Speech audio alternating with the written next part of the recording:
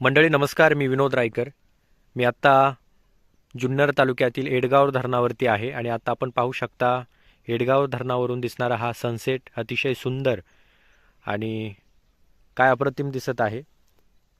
जुन्नरमध्ये 5 धरणं आहेत. एक आहे पिंपळगाव जोगे धरण, चिलेवाडी धरण आहे, माणिकडोचं धरण आहे, वडदचं धरण आहे आणि 5वं धरण म्हणजे एडगाव धरण. एडगाव धरणावरून दिसणारा हा सनसेट आपण आत्ता पाहतोय. अतिशय सुंदर आणि अप्रतिम.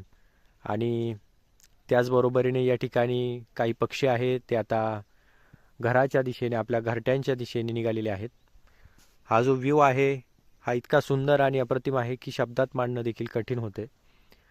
आणि फार सुंदर घरापासून आमच्या जवळच असणार हे लोकेशन आहे.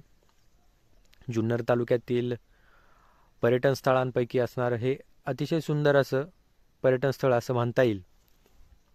समोर विघ्नर सहकारी साखर कारखाना आहे, त्या बाजूलाच हिवरे या ठिकाणी असणारे आपलं GMRTचा एक अँटेना देखील आपल्याला या ठिकाणावरून दिसतोय. धरणातील पाणी थोडं कमी झाले आणि त्यामुळे या ठिकाणी थोडंसं जे धरण आहे ते उघडं पडले.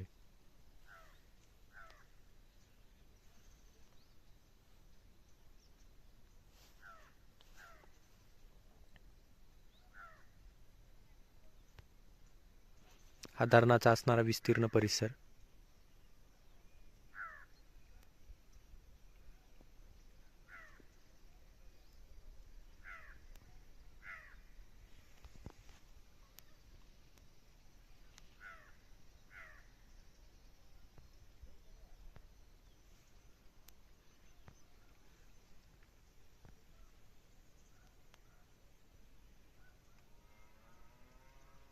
इकडे शिवनेरी किल्ला आहे समोर.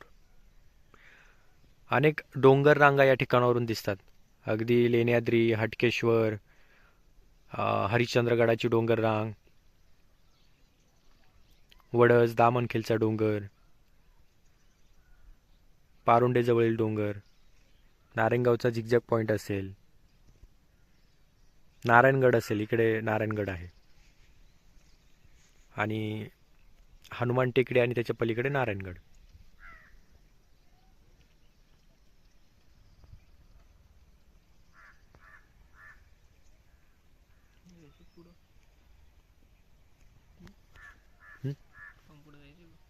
जाऊ ना इकडे कुठे थोडं.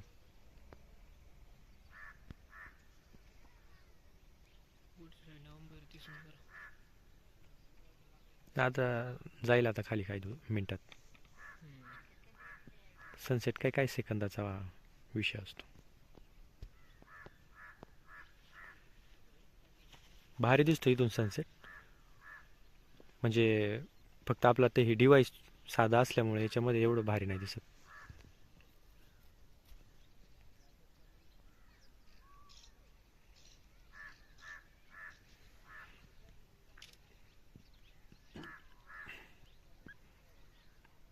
पाण्यामध्ये डबल प्रतिबिंब दिसते.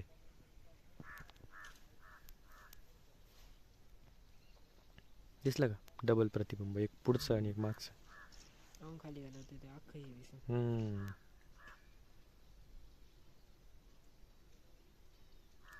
मकर संक्रांती झाली की सूर्य दक्षिणेकडून उत्तरेकडे यायला सुरुवात होते. म्हणजे आता इकडे सनसेट होतोय ना, काही दिवसांनी इकडे इकडे येईल हळूहळू.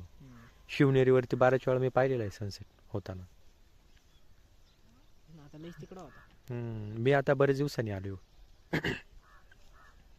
आता छत्रीच्या वर होतोय बरोबर.